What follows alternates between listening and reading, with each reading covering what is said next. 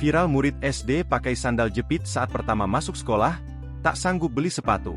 Inilah kisah bocah SD yang semangat di hari pertama sekolah meski mengenakan sandal jepit, viral di media sosial. Sosok bocah itu diketahui bernama Muhammad Firdaus.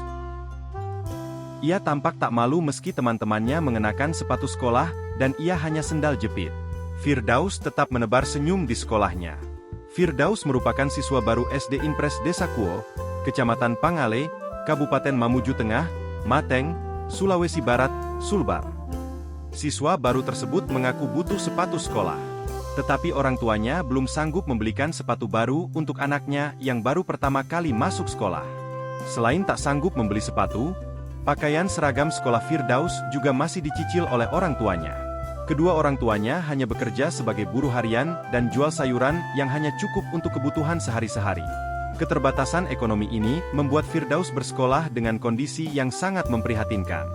Rudi, kakak Firdaus mengaku, ibunya hanya keliling jualan sayur setiap hari dengan menggunakan sepeda. Sedangkan bapaknya hanya bekerja buruh harian dan juga garap sawah orang lain. Selama ini, kata dia, keluarganya jarang sekali mendapat bantuan, baik dari pemerintah kabupaten atau provinsi untuk membantu kebutuhan sekolah maupun bantuan sosial lainnya.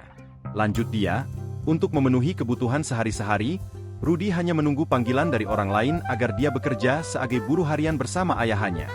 Dia juga sedang berusaha agar adiknya Firdaus bisa membeli sepatu agar tetap semangat belajar.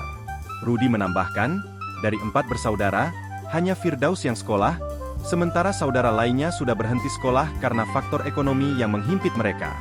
Firdaus satu-satunya harapan untuk merubah nasib keluarganya di kemudian hari lewat pendidikan.